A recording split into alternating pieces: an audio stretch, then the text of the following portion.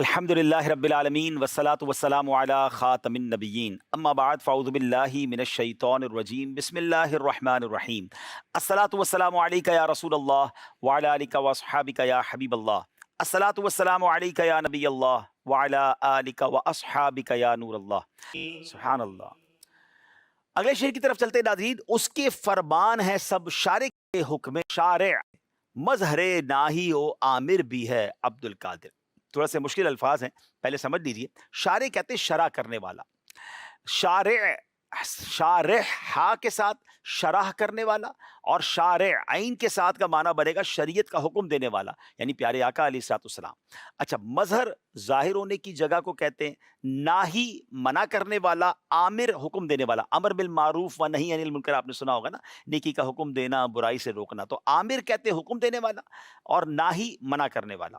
تو اب اس کے معنی کیا بنیں گے کہ آپ رحمۃ اللہ تعالی علیہ کے ارشادات، شارع اعظم یعنی نبی پاک علیہ الصلوۃ والسلام کی فرمانوں کی تشریح ہے، اور آپ کے کلام سے اوامر و نہیں یعنی نیکی کی دعوت اور برائی سے روکنے کا اظہار ہوتا ہے۔ غوث پاک کا کلام ارشاد نبوی اور حکم خدا کے مطابق ہوتا ہے، یعنی سبحان اللہ، غوث پاک کے جو بیانات ہیں، آپ کے فرمودات ہیں، آپ کے جو ماشاءاللہ پیاری پیاری باتیں ہیں، وہ ایکچولی نبی پاک کی حدیثوں کی شرح ہیں۔ قرآن و حدیث کا گویا ایک طرح سے خوبصورت انٹرپریٹیشنز ہیں۔ اللہ کے نیک لوگ اسی طرح تو کرتے ہیں، قرآن و حدیث کی بات کو لوگوں تک پہنچاتے ہیں۔ تو غوث پاک رحمۃ اللہ تعالی علیہ کی گفتگو میں آپ کے انداز میں نبی پاک کی خوبصورت حدیثوں کی جھلک نظر آتی ہے۔ تو اسی طرح سبحان اللہ، آپ کی تبلیغ دین کا جو انداز ہے اس کو بیان کیا گیا ہے کہ اس کے فرمان ہیں سب شارح حکم شارع، مظہر ناہی و عامر بھی ہے عبد القادر۔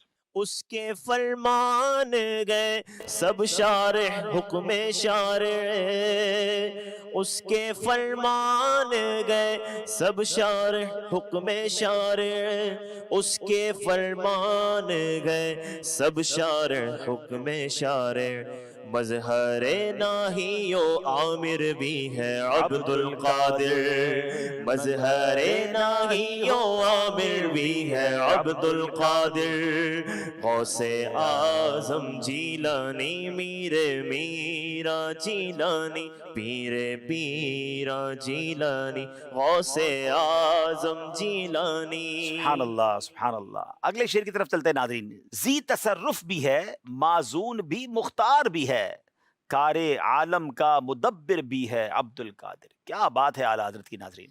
پہلے ذرا مشکل الفاظ کے معنی سمجھ لیں، بہت کمال کا شعر ہے۔ ذی تصرف یعنی صاحب اختیار، کام کرنے پر قدرت رکھنے والا، معزون اللہ پاک کی طرف سے اجازت دیا ہوا، اجازت یافتہ، مختار یعنی پسندیدہ، منتخب کیا ہوا، کار عالم یعنی جو دنیا کے کام ہیں، اور مدبر یعنی تدبیر کرنے والا۔ کیا بات ہے۔ غوث پاک کو زمانے میں تصرف کرنے کی قدرت بھی ہے، اور رد و بدل کرنے کی اجازت بھی ہے، اور آپ کو اختیارات بھی عطا فرمائے، اور اس کے ساتھ ساتھ جہاں کے کاروبار میں آپ کو تدبیر کم و بیشی کرنے کی صلاحیت بھی عطا فرمائی ہے۔ غوث پاک رحمۃ اللہ تعالی خود ایک جگہ ارشاد فرماتے ہیں نا، بلاد اللہ ملکی تحت حکمی، یعنی اللہ پاک کے تمام شہر میرے تحت تصرف اور زیر حکومت ہے۔ اللہ والوں کو اللہ نے اختیارات دیے ہوتے ہیں ناظرین۔ ابھی آپ نے پہلے کرامت کا ثبوت بھی سن لیا، لیکن اگین یہ جو معزون لفظ ہے نا، اجازت یافتہ، یہ بہت کلیریفائی کر رہا ہے کہ بِإِذْنِ اللہ، اللہ کی عطا سے، خود سے کوئی کچھ نہیں کر سکتا۔ اللہ نے جسے چاہا اختیار عطا فرمایا، تو آپ کو رب نے یہ اختیار عطا فرمایا، آپ معزون ہیں، اجازت یافتہ ہیں، اور آپ کو یہ تصرفات عطا کیے گئے ہیں۔ تو سبحان اللہ، کیا خوبصورت شعر ہے کہ ذی تصرف بھی ہے، معزون بھی، مختار بھی ہے، کار عالم کا مدبر بھی ہے عبد القادر۔ ناظرین، اس میں ایک اور خوبصورت آپ کو غوث پاک کی زندگی کا ایک واقعہ سناتا ہوں۔ ایک دن آپ ممبر پر بیٹھے بیان فرما رہے تھے کہ بارش شروع ہو گئی۔ اچھا، اللہ والوں کا رب سے کنیکشن دیکھیں کیسا ہوتا ہے، پیار والا معاملہ کیسا ہوتا ہے۔ آپ نے اللہ کی بارگاہ میں جو دعا کی یا التجا کی، اس کا انداز دیکھیں۔ آپ فرماتے یا اللہ میں تو جمع کرتا ہوں، اور بادل متفرق کر دیتا ہے، یعنی بارش برستی ہے، لوگ پھر کھڑے ہو جاتے ہیں، بیٹھتے نہیں ہیں مجلس میں، بیان نہیں سنتے۔ ہائے ہائے ہائے۔ تو بادل جو تھا وہ مجلس سے ہٹ گیا، مجلس سے باہر بارش برسنے لگی، اور سبحان اللہ، غوث پاک رحمۃ اللہ تعالیٰ کی مجلس پر بارش نہ ہوتی۔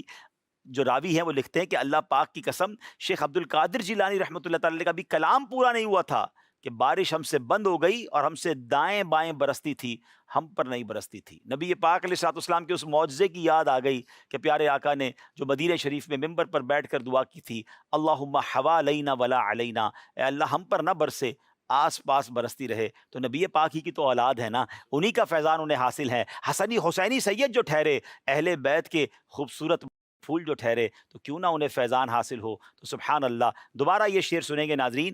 ذی تصرف بھی ہے، معزون بھی مختار بھی ہے، کار عالم کا مدبر بھی ہے عبد القادر۔ زی تصرف بھی گئے، معزون بھی مختار بھی گئے، زی تصرف بھی گئے، معزون بھی مختار بھی گئے، کار عالم کا مدبر بھی ہے عبد القادر، کار عالم کا مدبر بھی ہے عبد القادر، زی تصرف بھی گئے، معزون بھی مختار بھی گئے، زی تصرف بھی گئے، معزون بھی مختار بھی گئے، کار عالم کا مدبر بھی ہے عبد القادر، کار عالم کا مدبر بھی ہے عبد القادر، غوث اعظم جیلانی میرے میرا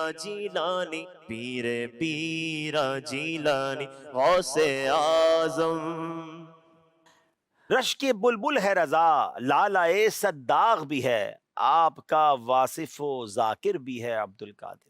اب یہ مقطع ہے اور مقطع میں شاعر اپنا تخلص لکھتے ہیں۔ اعلیٰ حضرت کا تخلص رضا ہے، اور سیدی اعلیٰ حضرت کے کلاموں کا کمال یہ ہے کہ آپ کا جو مقطع ہوتا ہے نا، وہ عطر ہوتا ہے کلام کا، وہ کمال ہی ہوتا ہے۔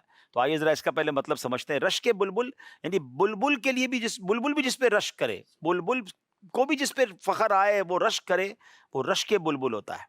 اور لالا ایک قسم کا سرخ پھول ہے جو باہر سے سرخ ہوتا ہے، اندر سے سیاہ ہوتا ہے۔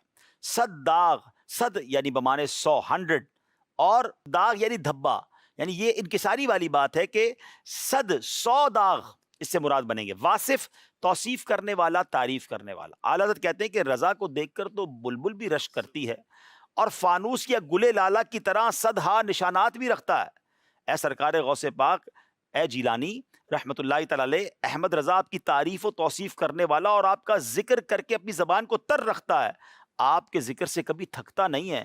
رضا اگر نغمہ سرائی اور نعت خوانی میں ایک طرف رشک بلبل ہے، تو دوسری طرف رضا کا دل فراق کے محبوب میں گلے لالا کی طرح بے شمار داغ لیے ہوئے، یعنی وہ سرخ داغ جو ہے نا فرقت کے، آپ کی یاد میں دل تڑپتا ہے تو بہت سارے جو گلے لالا ہیں اس جیسے داغ میرے دل پر ہیں میرے مرشد غوث پاک، مگر آپ کی محبت اتنی ہے کہ رضا آپ کا ذکر کرتے ہوئے، آپ کی تعریف بیان کرتے ہوئے تھکتا نہیں ہے، آپ کا ذکر کرنے والا ہے، آپ کا غلام ہے، آپ کا مرید ہے۔ حضور نگاہ رحمت فرمائیے، نگاہ کرم فرمائیے، اللہ کی بارگاہ میں ہماری سفارش فرمائیے۔ ایک بہت خوبصورت یہ انداز ہے، اور سبحان اللہ اعلیٰ حضرت نے یہاں اپنے آپ کو رشک بلبل جو کہا، تو سیدی اعلیٰ حضرت کا ایک اور مقطع مجھے یاد آ گیا، کیا خوبصورت لکھتے ہیں۔ ملک سخن کی شاہی تم کو رضا مسلم، جس سمت آ گئے ہو سکے بٹھا دیے۔ واقعی اعلیٰ حضرت کو اللہ نے بڑا مقام دیا ہے۔ اب یہ شعر سنیں۔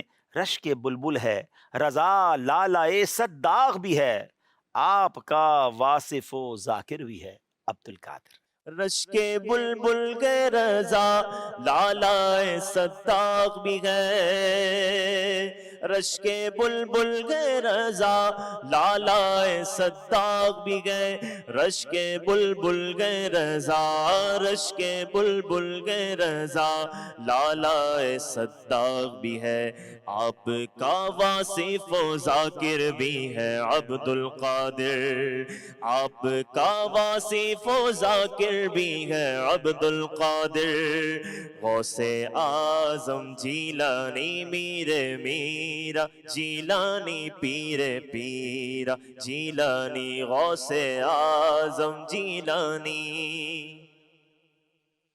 بندہ قادر کا بھی قادر بھی ہے عبد القادر، سر باطن بھی ہے ذاکر بھی ہے عبد القادر، سر باطن بھی ہے ذاکر بھی ہے عبد القادر۔